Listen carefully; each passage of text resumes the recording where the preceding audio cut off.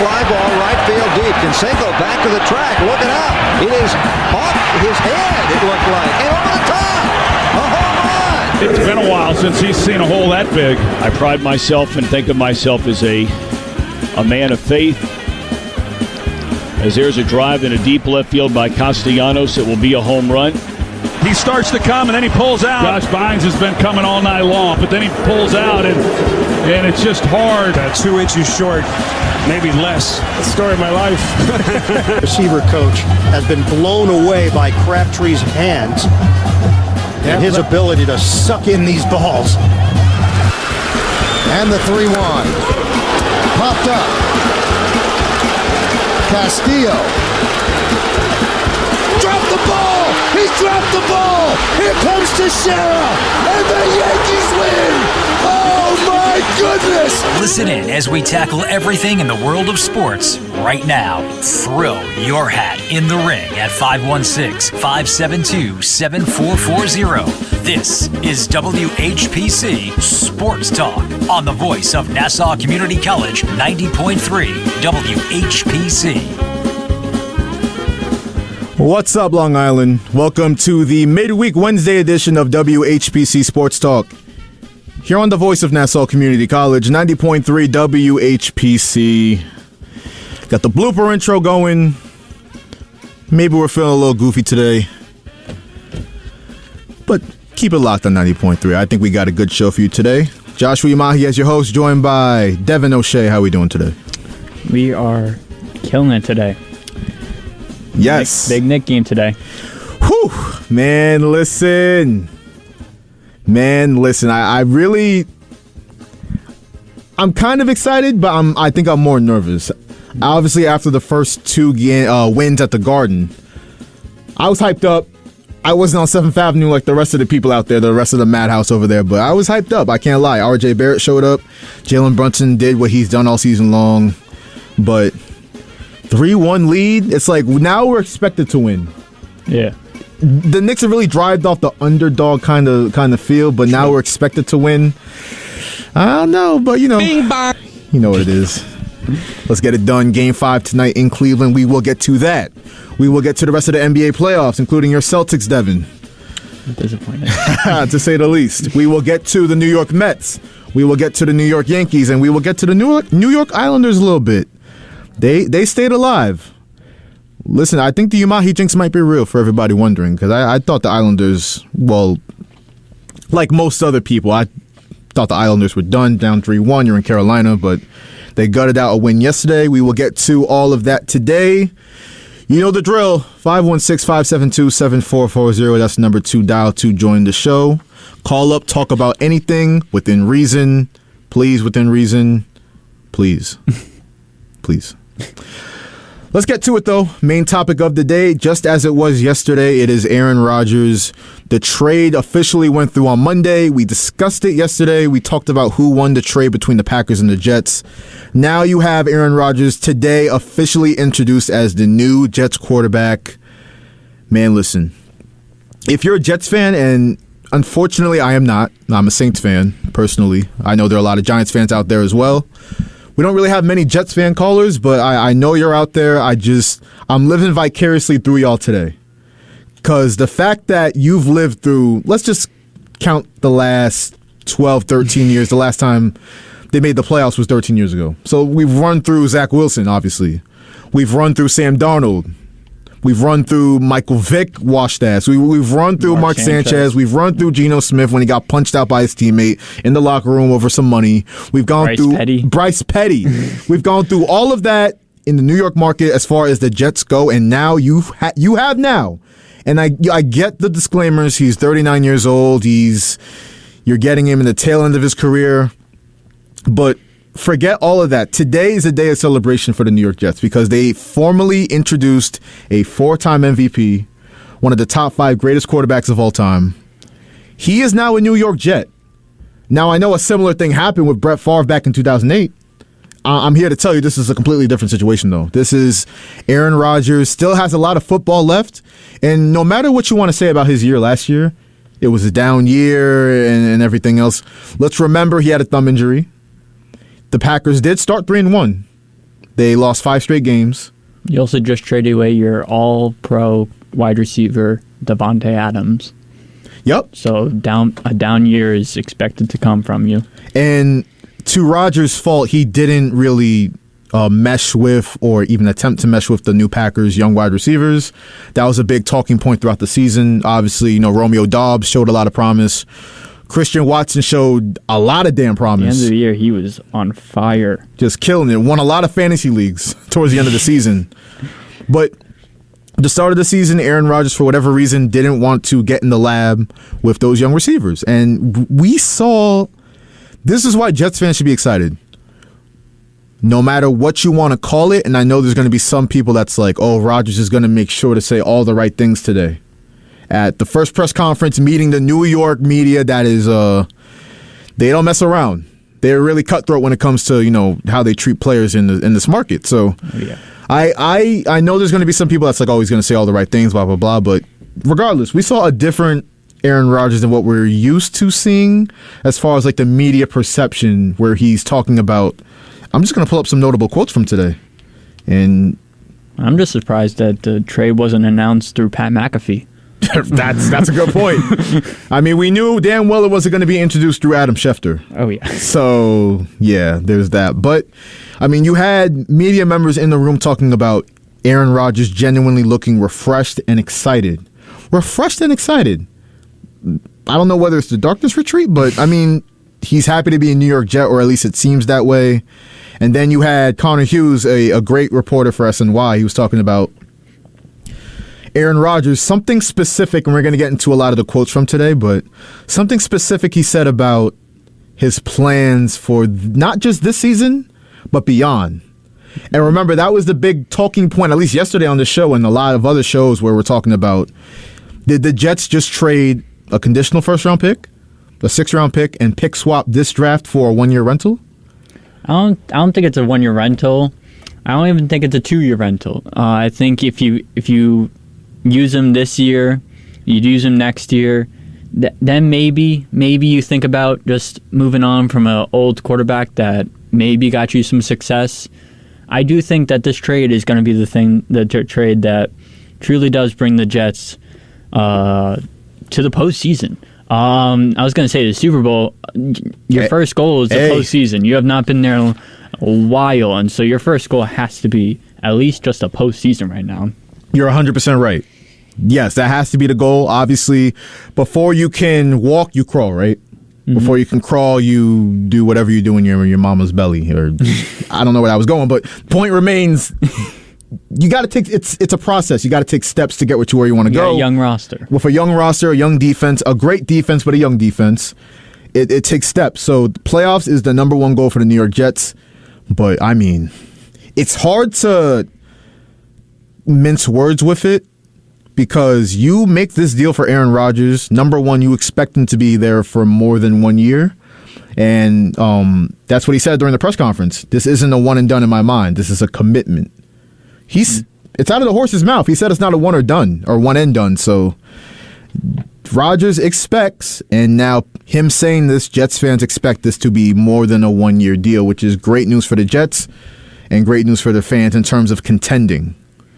Now, what are the expectations for the Jets? Because we talk about playoffs, yeah.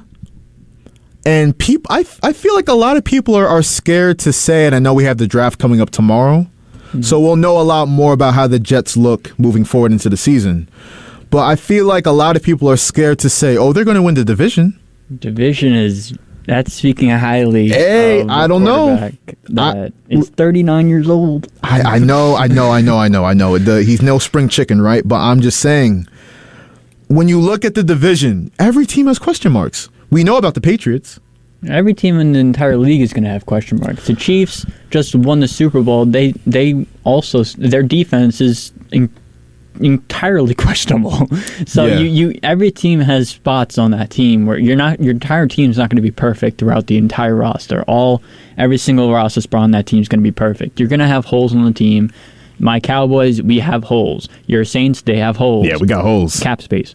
No, I'm gonna let you get away with that today, but like every team has holes. So like this Jets team, they're gonna have holes in their team, but so does everybody else in this entire league. So it's you finally got your quarterback that you wanted for literal years. You've been through pain and agony, and at the thought of potentially being able to win the division, that's very close because Josh Allen, I know he wasn't the greatest last year. Not the greatest. And at the end of the season, him and Stephon Diggs' relationship looked very iffy. A little beef. I'm going to guess that by the time of the season starts, that they'll probably hash that out. But it's going to be a tough division. I would know. I'm a Cowboys fan. We're in a tough division with the Giants having chances at the playoffs like they did last year. Yeah. The Eagles, from where they got to this past season. And I don't even want to talk about Washington, but I don't think they win the division. Myself, I don't think the Jets win the division this year. I think that just goes to. I don't even think you can put I don't put the Dolphins above the Jets because you don't know with Tua. You just don't know. In the like this past season, I probably would have put the Dolphins over the Jets because Tua was playing incredible.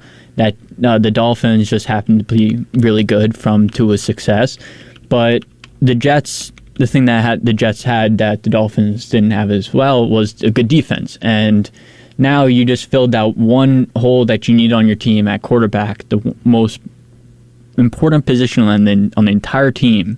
So I think with the Rodgers acquirement, they're above the Dolphins, but I do not put them above the Bills yet.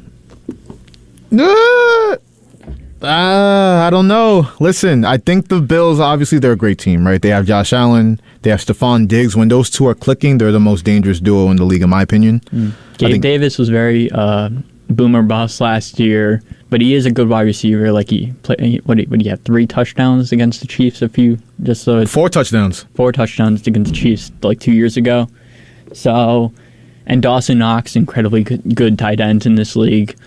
So it's tough. Like the Jets, they're young. They're a young team. Their defense, Jermaine Johnson, they got Garrett Wilson, Breece Hall, Sauce. Like it's a young team, and I don't know if they go all through this year, all the way from how young they are. But Breece Hall and the Jets did look very good up until Breece Hall's injury. What was that, week 7? Something like that? In Denver? So they looked really well with Breece Hall in the lineup. So once I like the offense in New York for the Jets with Rodgers and Breece Hall in the backfield, who will now have a quarterback that can actually throw an accurate pass to him, and that's Zach Wilson. But, I mean, honestly, this could also be good for Zach Wilson as well. You have a Hall of Fame quarterback with Aaron Rodgers in front of you for, maybe 2 years? 1 year at most, probably 2 years. I don't know. But you get to watch from behind a historic quarterback that not many people get to be behind. And Zach Wilson might be... I don't think they'd probably go back to Zach Wilson after Aaron Rodgers' stint in New York, but it's tough to see what happens after the Rodgers era in New York. You bring up a great point with Zach Wilson, and that's a question I wanted to ask today, because from everything you hear about what Aaron Rodgers even said today about Zach Wilson, saying, I'm going to make his life hell on the field, make his life heaven off the field. I don't know what you mean by that, Aaron. I don't know what you mean by that, but I guess.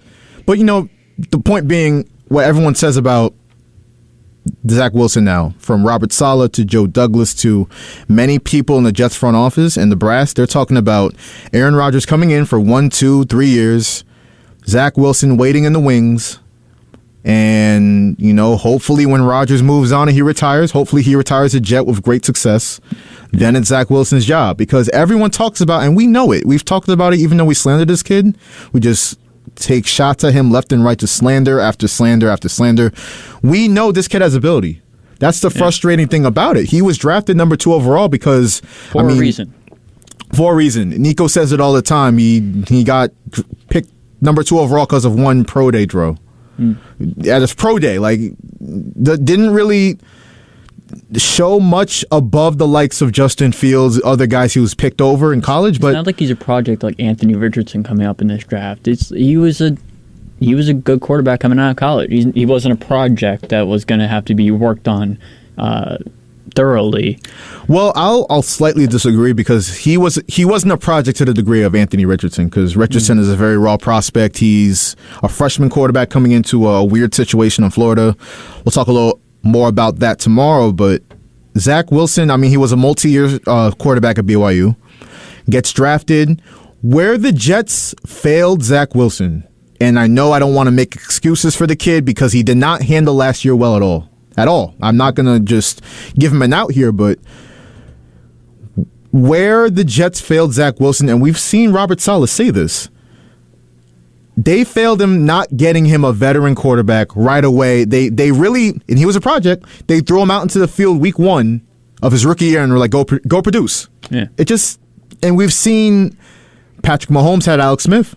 Yeah, and Mahomes didn't start until like week 17, I think, of his rookie season. Right. Alex Smith started that entire season until that very last game, I think. And you've heard Patrick Mahomes on many occasions go like, without that mentorship from Alex Smith and just sitting down and watching how a pro handles things, maybe I wouldn't be the quarterback I am today. That's Pat Mahomes saying that. Maybe the greatest quarterback we've ever seen. Yeah. And Aaron Rodgers even himself had Brett Favre for 3 years. Jordan Love, same thing with Rodgers. So I like the Jets' approach, actually. I know Jets fans are not high on Zach Wilson. Shout out Braden. They hate Zach Wilson. They call him a 15-year-old kid trying to play quarterback. He looks like one, though. He looks like one, and he has a weird proclivity for Cougars. He's an interesting dude, but one thing you can't deny is that he has ability. He has the ability to get some things done on the field with his arm talent and his mobility and everything else. So I like the idea of Aaron Rodgers coming in, contending with him, and letting Zach Wilson wait in the wings, and then when it's his time to shine again, and hopefully he learns that maturity and that all that stuff that he didn't carry last year. Yeah. Saying, you can't blame me for the Patriots loss where he only scored 3 points. I mean, come on. So hopefully he learns all that. He's humbled a little bit. I think what he needs most is humility. He gets that. I think the Jets are going to be all right with him as the future. And if not, yeah, you traded some first-round picks, but, I mean, the NFL is a process. Every team is going to draft a quarterback at some point over the years. So if that don't work out, that don't work out. But I like the plan that they have now. I think every Jets fan should trust Joe Douglas with the way he's handled the draft. I know Zach Wilson was the big quote-unquote miss, but, I mean, look at last year's draft. I mean, that was a fantastic draft from the Jets last year. Amazing. They had not one. I call it 2 offensive rookie of the years because Breece Hall was going to win it before he got hurt. He was on fire. And then you have Garrett Wilson. Okay, I'll take it. I'll just take it. I'll pick up for you, Breece. And then Sauce Gardner, defensive rookie on the year on the defensive side of the ball. So they have a lot of great things going. The question is for the Jets, how much can Aaron Rodgers elevate the offense that obviously the Jets had the 4th-ranked defense. I'm not even going to look at their offensive stats here, but I could. But I know it was piss poor. I know it was doo-doo. Yeah. So it's not going to tell me anything. By their defense. Exactly. So Garrett Wilson, Breece Hall healthy, Allen Lazard, there's some familiarity there. They have good tight ends. They have 3 good tight ends. Conklin, Uzama, and the other kid that they're really high on. I have to pull up his name, but great offense. Obviously, they have to improve the offensive line. I think they'll address that with the 15th overall pick, so that'll be good. Mekhi Becton should be coming back. And then you bring back Max Mitchell. You bring back Connor McGovern, who I think is going to start. I'm not too high on him, but that's a starting center in this league. They have to draft Laken Tomlinson's replacement. I've lost faith in him. You were high on him coming into the past season because of what he did in San Francisco. Excuse me, and not running attack, but I think he's lost it. That's Kyle Shanahan's offense. It's going to be good in the front offense. So it's Kyle Shanahan. He'll find a running back off the street and have him rush for 100 yards in that game 2 days later. That's Kyle Shanahan for you. Yeah, he's a mastermind, so that's exactly what we're saying. And the Jets, obviously Nathaniel Hackett's there. Not quite Kyle Shanahan, but there is that familiarity with Aaron Rodgers that is there and was there in Green Bay for 2 MVPs. Mm-hmm. So there's that with the New York Jets. There's that with Aaron Rodgers. I did want to read some notable quotes from AR-12 today. We're going to pull that up now. I guess now AR-8. AR-8, I'm sorry. He's number 8 now. Joe Namath gave him his blessing to wear the number, but he was like, nah, I'm going to stick with my college number at Cal. That's what I'm going to do. So my mother asked me, she's like, is that disrespectful that you didn't take Joe Namath's number after he gave him the okay for it? And I was like, I mean, he just wants to wear his college number. I mean, yeah, it is what it is. I don't think it's anything against Joe Namath. It's cute. It's a little like full circle moment for Aaron Rodgers. I understand it. I get it. But notable quotes from Aaron today. He said, quote, "This is a surreal day for me after spending 18 years in the same city. I'm here because I believe in this team." Also speaking on the Jets defense, they smoked us last year, so I know they have a good unit. At least he's honest. Yeah, I mean, one thing about Aaron Rodgers, he's going to give you 100% honesty. I respect that. Aaron Rodgers, I mean, we talked about it pre-show. Talked about the Super Bowl III trophy.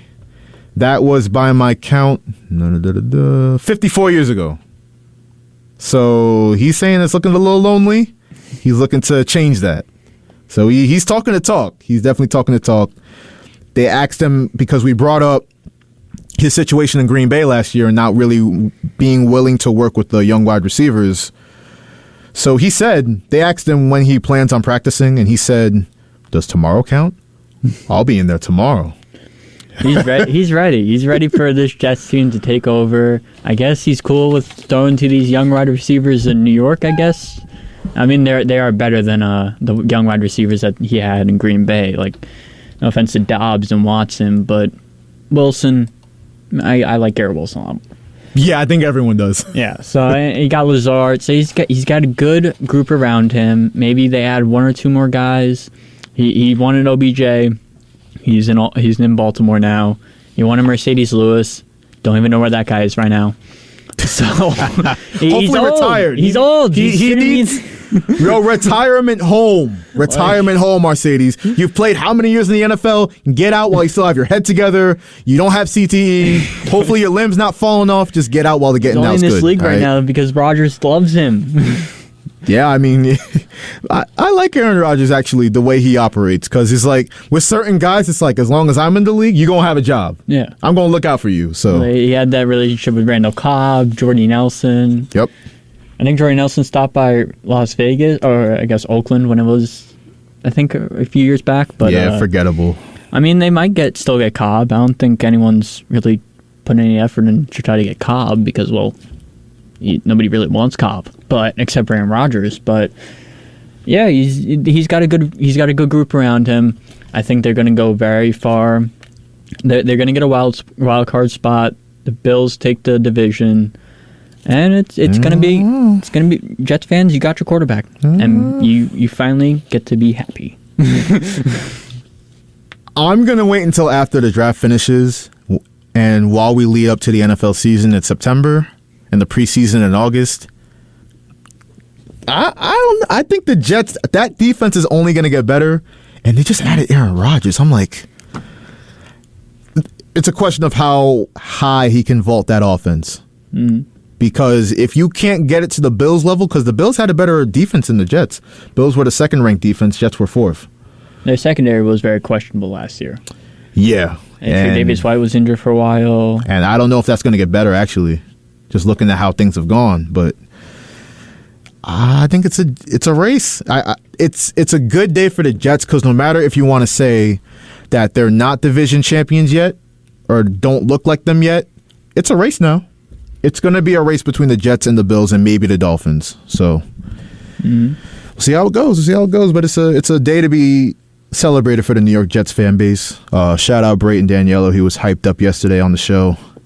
He really embodies the spirit of like a broken down, traumatized, depressed, lashed out Jets fan. So I'm happy for him. I'm happy for the Jets fan base.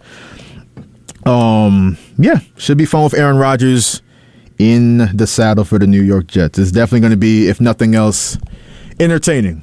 I'm trying to find it, but I think something happened with Quinton Williams.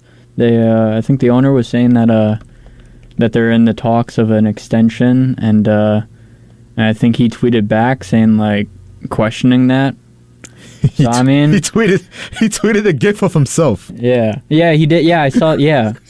I can't find it, but I have it here. He's sipping his tea, like the Kermit meme, like optimistic, huh? Yeah.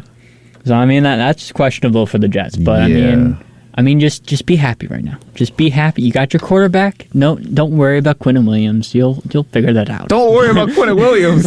You shouldn't have said that. Now they're gonna worry about it. They'll figure it out. Maybe, hopefully in the future they do have optimism that they'll just get the deal done. Yeah, they got to pay that man. Pay that man whatever he wants. I would say that's borderline blank check category. Yeah. Because that kid is special, especially in the middle of that defense. That defense doesn't work as well without him. No, I'm not going to say it crumbles without him, but that's a big piece you're risking. Well, I don't think they're going to lose him. They'll get something done, but hey, we'll see how much he signs for. But I don't need the negative vibes on the Jets the Jets parade today. They got their quarterback. It's all good.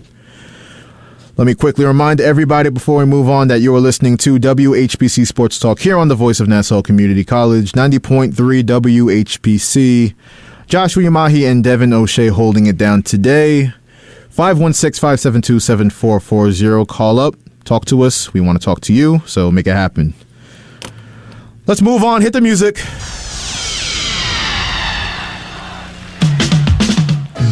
We are the New York Knicks. Yeah, man. We are the New York Knicks.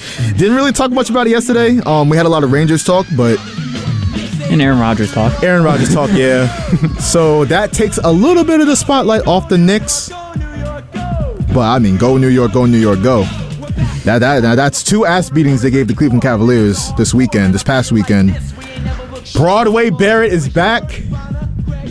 Jalen Brunson is doing Jalen Brunson things. And Julius Randle is continuing to shoot 40%. It's not what you want from Julius. Maybe he bounces back today. I know he's back any game. Yo, pick one. It would be nice if it was today. It would really be nice. But I mean, we talk about Julius Randle. 11 points in Game 3, 7 points in Game 4. This guy averaged 25 points per game in the regular season. Definitely needs to be better. Listen, I'm excited about tonight. Obviously, the Knicks have a chance to close it out in Cleveland. That is 7 o'clock on NBA TV. And we will get to why the F there's 4 games on the NBA schedule tonight. I don't know what that's about, but... I mean, 3 of them can also end today. Yeah, so... It's like 3 potentially ending series right now. It's messed up because I'm an NBA junkie.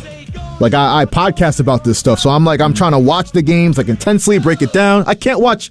2 games at once. Let's change channel real quick. Let's change channel. Like, the last button on my remote is going to get mad work. Like, there's no reason for it. Adam Silver's NBA, though. What can you say? But, I'm excited, yeah. But what worries me about tonight, and I haven't been overly worried this series just because I had a feeling that the Knicks were the better team. I picked the Knicks in 6. I'm not wavering off that. I do think they lose tonight. I think the Cavs, whatever else you want to say, they have a lot of pride. But what really scares me about this series is, among other things, we haven't really seen Darius Garland and obviously Donovan Mitchell, Spider. We haven't seen them both play good at the same time. Oh yeah, like Game 4, Mitchell sucked and Garland did okay. He started terrible, but then he finished okay. And Mitchell shot 5 for 18. Come on, Donovan Mitchell. And Game 3, I think, what was it, 20% that Garland shot? How do you shoot 20%? I think it was like, well, it was. How do you shoot that terribly in a playoff game? Doo-doo. Like, the Cavs have been so off as of recent. I saw a comment on, I don't remember when, but that they were saying how comparing Donovan Mitchell on the Cavs to Kyrie Irving on my Celtics, and how when Kyrie Irving was on the Celtics and was the number 1 option, Tatum averaged, I think, I want to say 15, and was just like a role player next to Kyrie Irving. And then once Kyrie Irving left, Tatum this year just shot 30 points a game for the first time for any Celtic ever.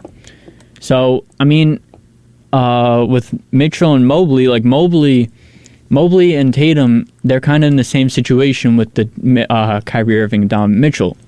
Maybe when Donovan Mitchell makes his leave from Cleveland after probably losing to the Knicks, Mobley maybe takes a step forward after, when Kyrie Irving left and Tatum took his step forward and Jaylen Brown took his step forward, and Marcus Smart as well. And so maybe Donovan Mitchell is kind of keeping all the other players on the Cavs stagnant at no improvement, I guess. Because Mobley's averaging around what Tatum averaged with Kyrie. So I saw something else how they were saying how Mitchell right now, he's not going to get any better. He's at the spot where he's going to be for the rest of he's not going to improve much. He's okay defensively. He's not amazing. And offensively, he's at where he's going to be at the best. He's not getting any better from this. So I think it'll eventually be the demise of the Cleveland Cavaliers, and that'll be Donovan Mitchell. Hey, you bring up great points. As far as the Cavaliers go, here's where the conversation gets interesting, because you talk about the Cavs, and it's really Donovan Mitchell, Darius Garland, Evan Mobley, Jared Allen, but they don't really have much outside of that. They have no bench. That's my prevailing thought from these last 4 games. Lamar they have Stevens. Zero bench. Lamar Stevens, Ricky Rubio or his corpse, Robin Lopez. Karis LeVert is okay, but there's not a lot going on there. Sometimes. They've switched from Okoro to LeVert every 2 days. They just can't figure out who they want their small forward to be. Because Okoro can't shoot, and LeVert can't play defense. Okoro improved a little bit over the last few, but he's a good 3-and-D player, but he's not good. That's why he got a few minutes the other day. That's why LeVert is starting now. And LeVert didn't start very well. I think in Game 4 he shot 1 for 7 to start the game, and then he started to hit his shots. But you can't win a game. You can't win games when your starters are on the bench and your entire bench is giving up all the points to the other team. You have to have a good bench. You have to have a loaded roster, and you can't have Robin Lopez and Ricky Rubio trying to run your offense. No, you can't. You can't. Maybe 8 years ago, maybe. But in 2023, Ricky Rubio and Robin Lopez cannot run your offense on your bench. Right. That's the main concern with the Cavs, and it's funny. All the talk about the Knicks should have gotten Donovan Mitchell, and trust me, I definitely wanted Donovan Mitchell in a Knicks uniform. But you talk about what the Cavs traded. They traded the most improved player in Lauri Markkanen. Mm-hmm. They traded a serviceable scorer in Colin Sexton. They traded a young piece in Agbaji, and they traded hella draft picks. So I'm looking at it now. It's funny. The Cavs have no depth, and if the Knicks would have made that trade, the Knicks would have had no depth. Mm-hmm. They wouldn't even have Josh Hart right now. No. Because you would have traded all those picks to Utah. You would have had nothing to get Josh Hart. So it's funny how it all comes full circle. Now, I only care about those full circle moments if the Knicks get it done and close out the series. But, I just said my main concern was Mitchell and Garland not playing well at the same time. Maybe that happens tonight. But even if it does, we've got nothing from Julius Randle this series. Oh, my God. We've got next to nothing from Emmanuel Quickley this series. Mm-hmm. We've gotten nothing from Quentin Grimes, who's actually missed the last 2 games. Yeah. So you total all that up. Both teams can say we haven't even played our best game yet. The Knicks for damn sure, and they're up 3-1. It's incredible to say this, having a 3-1 series lead, but they have not put together an all-around game. No. At all. Neither team have played good basketball at all the last 4 games. No. Neither team has played good basketball at all. The Cavs scored 79 points. That was the lowest scoring from an NBA team this season, postseason and regular season. How do you do that in the playoffs? Mitchell Robinson, that's how. Isaiah Hartenstein, that's how. They got some good. What was it? I think they called them the Twin Towers the other day. Yeah, yeah. Kind of a crappy Twin Towers, but they're serviceable in the paint. So I think like you said, I'm gonna say like you said, I do think the Cavs are gonna win today. I think they'll probably pull it together and both Mitchell and Garland will decide together that they're both not going to shoot 20% today, and they're going to figure out how to win today. But I don't think that they're going to end up winning this series. I think it's going to either in 6 in New York, but I mean, if you lose in New York in Game 6, which is big if you lose today, then you have to go back to Cleveland in Game 7. And then if you go to a Game 7, I think that all the momentum is with the Cavs, and I think you probably lose in Game 7. Yeah. Oh, that's a nightmare scenario. Yeah, that's why I don't think the Knicks are going to win tonight. I would love for them to win tonight. But they probably win in New York. Yeah. Yeah. But as a Knicks fan, I'm traumatized because I'm not getting my hopes too high up. If it goes back to Cleveland for a Game 7, I might have an anxiety attack live on air. Like, I don't even know how I'm going to control myself. That's a nightmare scenario. But good news for the Knicks to prevent that. Quentin Grimes, he had a contused left shoulder. He had it in a sling during the game on Sunday afternoon, but reports out of Cleveland today, they say the sling is off and he's still questionable, but there's obviously more optimism that he's going to play.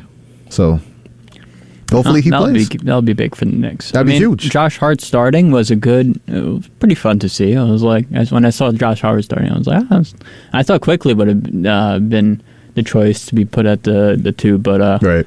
Putting Hart there wasn't too terrible. I actually like that. Here's what's weird about it, because Tibbs, and I killed this guy last year, but it seems to me like every button Tibbs is pushing as of late, especially over the second half of the season, it's like this guy was the coach of a 37-win team last year. I don't recognize this guy. It's weird. And starting Josh Hart, I expected Quickly to start too, but it was absolutely the right move. I mean, we saw it. So, and like you said, like in the past, like Quickly has been very iffy in this playoff series. So, I mean, using the hot hand Hart is probably the best idea. Yeah, I mean, great points, Devin. Huge game. The nervous excitement is like taking me over right now. Oh, yeah. Best time of the year. Yeah, NBA playoffs time. Ooh. I do think my official pick, the Knicks lose tonight, but like you said, in Game 6 at the Garden, we saw how shook the Cavs looked. Maybe they handle that better should there be a Game 6, but I mean, it's still Knicks in 6, baby. Julius Randle, message for you. I need this to be you. I need this to be you. It's going to be the... From the start of the game. I think I got my swagger back. Oh! Yeah. And a matter of fact, I want this game done. I don't even want to sweat. I don't want to sweat out the fourth quarter. You know, Derrick Rose saw some action in Game 3. So, I mean, he's become the human victory cigar for the New York Knicks. He checks in, the Knicks won. Yeah. So I want to see Derrick Rose. Shout out to Derrick Rose. Man, that nice. I want to see Derrick Rose out in the fourth quarter knowing we moved on, we got the series done, and it's over. Bring on Miami or Milwaukee. It'll probably be Miami. We'll get to that in a little bit with Jimmy Butler. Jeez. Whew. That's a playoff riser right there. Dude is better than James Harden in the playoffs. That's crazy, right? Honestly. And it's not even close either. But, yeah, let's use that to segue to the rest of the NBA playoffs. I got some news and notes here. I had to start with your Celtics just because I'm feeling like an a-hole today. I had to bring this up because I'm watching this game. I actually fell asleep during the game because I'm like, the Celtics are up 12 in the fourth quarter. They got it. Jason Tatum's not playing well, but they got it. We were up double digits, I think, with 7 minutes left in the game. Yup. Like, that was hard. Like, I think they went on like a 15-2 run at one point. Like, the Hawks just completely... Like, this is the Celtics' problem. Like, it's been the problem from the start of the season. Like, our problem has been giving up, just, like, letting teams just go on runs. Like, without even putting up any attempt to stop that. Like, and, like, also, Joe Mazzulla, I do not know what he was doing at all with the last 20 seconds. Yeah. They scored the free throw. I'm pretty sure it was a free throw. And then I was like, all right, whether this is a missed free throw or a make free throw, we're gonna call a timeout. We'll be at the half court line, and then we'll be able to go from there. We just inbound the ball, went till around 9 seconds, and then the ball got blocked out of bounds. Then that's when we call our timeout. Why is it that we use one play That should have been the last shot of the game. We had 19. There was no shot clock. Why are we calling a timeout at 9 seconds to then make a play? At 19 seconds, we call a timeout. Joe Mazzulla takes everyone around, calls a play, and then we do it. Like that attempt with Derek White was just like they thought it was a charge, and then they were saying it was a blocking foul, and then Okongwu slapped out of bounds. Yeah. So it was the most confusing. Joe Mazzulla, he's been a great coach. He was a Coach of the Year candidate, and I've loved Joe Mazzulla this year. Have I loved him more than Ime Udoka from last year? I don't know. I did really like Ime last year with how he rounded our defense around. Yeah, Ime's a coach, man. The Rockets got a good one, by the way. Yeah, but he obviously couldn't stay in Boston after what he had done. Yeah, the allegations were they was mounting up against him. They had to get him out of there. Mazzulla's been a great coach this year. He was a Coach of the Year candidate, but he was a rookie yesterday. He was a rookie, and that's just Joe Mazzulla's thing. He lets teams go on runs and doesn't do anything about it. Mazzulla's an interesting guy. Off the court, he also had bad stuff in his history. Like when we signed him, when we put him into the head coach, I was like, why did we put away Udoka? Like Mazzulla also has stuff from the past. Like, yo, thank you so much for saying that, because people was trying to be like, yo, the respectability politics was like crazy, because they were like, oh, Ime Udoka's out, Mazzulla's in. I'm like, hold up, go look up his Wikipedia page real quick and see if you like everything you see. So it was funny from that standpoint. But yeah, Mazzulla off the court, he's something, but on the court, he's done a lot of great things with the Celtics. Obviously, Ime built the structure, right? Mm-hmm. Some would say even Brad Stevens in the front office now. But when he was the coach, he built the structure. But Mazzulla, the decision-making, and he didn't have his guys ready in the fourth quarter either. Because you get blitzed. They lost the fourth quarter 37-25. Jeez. Outscored by 12 in the fourth quarter at home in a closeout game. With DeJounte Murray suspended. And Trae Young just going crazy. How are you going to lose against a team that at home with a gigantic lead in the fourth quarter with the other team not having their second best player? And Murray being the incredible defender he is. How do we mess that up? How do we mess that up? And what is Marcus Smart doing tackling Trae Young at half court and being like, what did I do? Me? What did I do? Like bro, we saw you. You're on camera. Jeez. The games are televised. Smart ruined that last few minutes. When Mazzulla putting him in for White was one of the worst decisions he could have made yesterday. Marcus Smart, I love Marcus Smart. He's my favorite player of all time, but he messed up incredibly yesterday. He had that offensive foul, then he had that foul on Trae Young that when they were in a bonus, so it brought Trae Young right to the free throw line.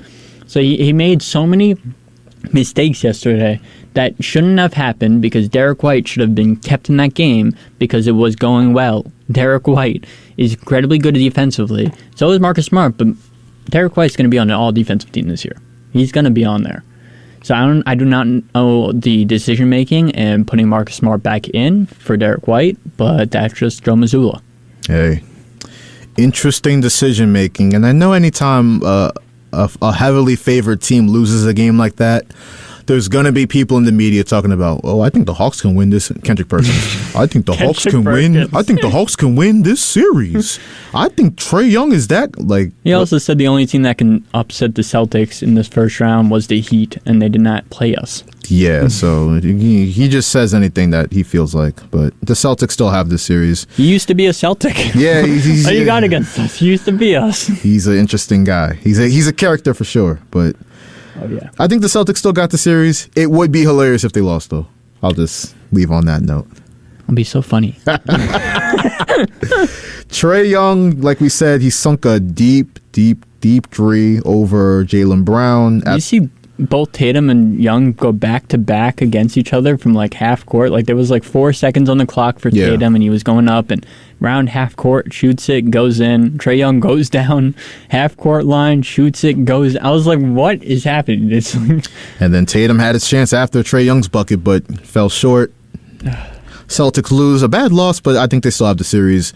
Atlanta doesn't have that strong of a home court advantage, and I think they play a little better, personally, without DeJounte Murray.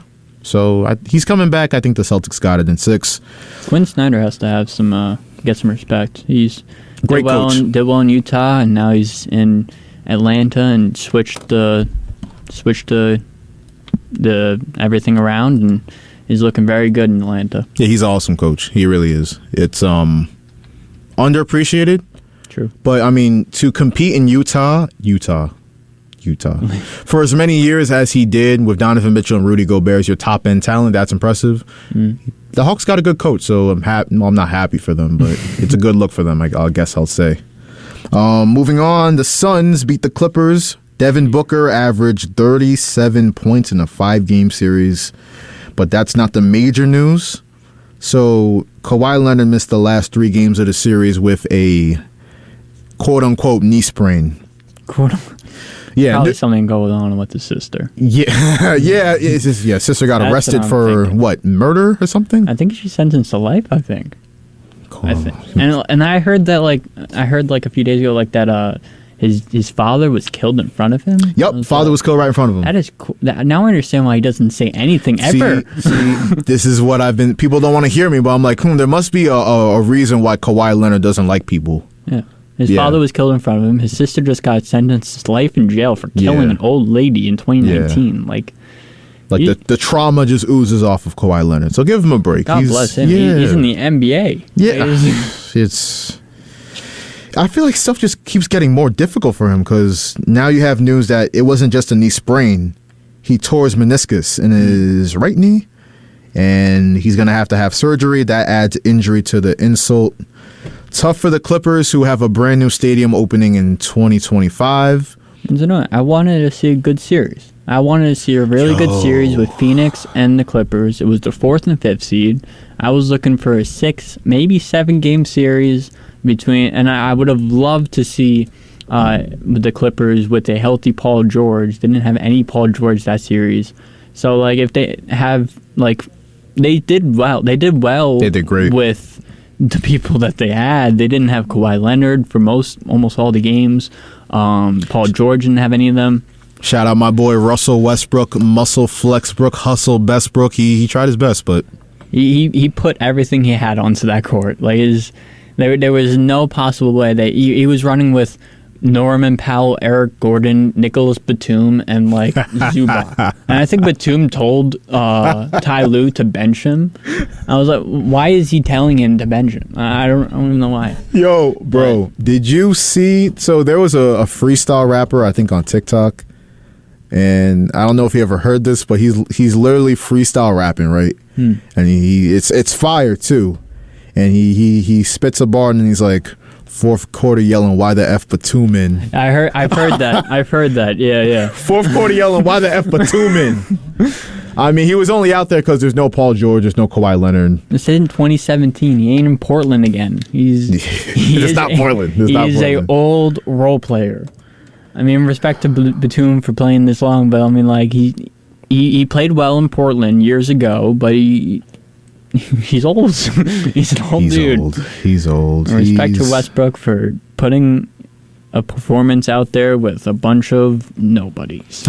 Yeah, and I mean, it's impressive because obviously people thought he was done with the Lakers, and now he comes back to the Clippers and puts on a great performance in these playoffs. But if this series had the Clippers fully healthy and the Suns fully healthy, it would have been a classic. Such a good series. It's just a shame. Durant, Booker, and Chris Paul against Westbrook, Kawhi, and Paul George. It really is a shame. That would have been such a good series, and I'm so upset that it did not pan out how it should have been.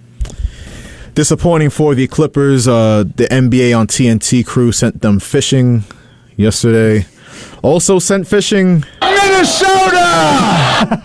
Yeah, that would be the Minnesota Timberwolves. They are done. They were eliminated in Denver last night. No reports of Rudy Gobert punching any more of his teammates. No reports of Jaden McDaniels punching another wall. There is Kyle Anderson news. He's going to China. He's going to China. Don't tell me this right now. He's supposed to be going to China in the summer. Oh, don't tell me this right now. Good for Kyle. I mean, I think he's 1/8 Chinese. I think I read that. Is he really? Yeah, I think he's 1/8 Chinese. I think he visited a few years ago, and so I guess he's going back this summer. Hey, ni hao. I'll leave it there for the Maybe NBA. you should bring Gobert with him. Yeah, for sure. No, he needs to be in the Japanese league. Konnichiwa. But let's. Oh, Robbie Ray, out for the season. Really? Yeah, undergoing flexor tendon surgery. Missed the season. That sounds pleasant. Sorry to hear that. The Mariners. Yeah, I don't think there are many Mariners listening. Well, maybe we have a caller, so maybe. You never know. But caller, you are on WHPC Sports Talk. Identify yourself and tell us where you are calling from, please. Yeah, hi, this is Charlie from Flow Park. Charlie, it's been a minute. It's been a minute. I think you two are very good together. I've been listening the whole show. I think you guys are good. Your chemistry is good. Hey, we appreciate the love, Charlie. We appreciate the love. Thank you. Yeah, and I want to do a shout out for my beloved Brooklyn Nets, the ultimate underdog and perpetual dumpster fire. And we can continue on into oblivion. Until next season. And also, you know my number one rule against relying on geezers, as the top of the Met rotation will tell you. That's why I'm not, doing cartwheels over Aaron Rodgers, who's going to be getting on Medicare pretty soon. And look, I hope he does well. I would love to see him do well. We went through this with Vinny Testaverde many years ago. It's just tough to rely on geezers. Brett Favre. He's a phenomenal talent, but damn, he's 39. Yeah, I mean, I get the Jets thinking, and I know you've been consistent with relying on geezers, like you say, but young man, it's a young man's game. It is young man's game. It is, but I mean, Aaron Rodgers, they're trying to follow the Jets, the Buccaneers model with Tom Brady and him going to Tampa Bay, winning Super Bowl. So you know what? They did it with Brady. I can't deny that. Brady is the greatest of all time, but you know what? Aaron Rodgers is actually more talented than Brady. So okay. Stafford anyway, I gotta go eat dinner, but your chemistry's good. Thank you. I appreciate the love, Charlie. Always a great time to hear you call, man. Thank you. Be good. Yep, have a good rest of your day. I would give out the number again, but we are running out of time on Sports Talk. I did want to get to baseball real quick. So the Mets lost their third straight in embarrassing fashion to the Washington Nationals, as I like to call them, the Nationals. So David Peterson, Tyler McGill struggled in San Francisco. Darren Ruff was driving in runs. I wanted to throw up all over the carpet at my house. Disgusting. I didn't think you could get more disgusting than that, but here come the Nationals, and they blanked the Mets 5-0. Mets only mustered 5 hits. We had Buto starting. Completely horrendous rotation that at the beginning of the season we thought was going to be so good. The thing that brought us to be able to bring us to 100+ wins was the rotation. The rotation was the thing that was the star of our offseason. We got Verlander, who said he's at 99%, I think I read the other day. Oh, good for him. He should be coming back soon. Good for him. But Scherzer, I mean, I don't know what to happen with that. But so he'll miss like 2 starts, and Katana injured in the spring training. Edwin Diaz lost him before he can even put the Met jersey back on. Like this rotation has been beat down, and they keep kicking us. It's crazy too, and you are spot on about everything you said about the rotation, but the offense, bro. If Ross was here right now, he would just be, I don't want to say bitching because he's absolutely right, but this offense is just, they lost to an 0-4 pitcher last night. That can't happen. Yeah. I don't care how, and you have a spot starter on the mound, yeah, Budo, you're not expecting much, but I mean, 5 hits? You compare the lineups between the teams, and some of the Washington Nationals, some people have to ask who. Like who are these people? Like, I've never seen these people before in my life. They got Victor Robles, like Kyber Ruiz hit a bomb against us yesterday. Like it's a young team that is not going to do well considerably for a while, and they exposed us like crazy. And to add to the former Mets having success against the Mets, Dom Smith comes back, gets a tribute, gets a hit. So I'm like, I love Dom Smith though. I have a black Mets jersey of Dom Smith. It's my only black jersey. Yeah, good guy, good guy. We had a former host on Sports Talk say he has a resting bitch face, though. Tom Smith. Yeah. We had a bunch of meanies here last year. But the Mets do take the field again today.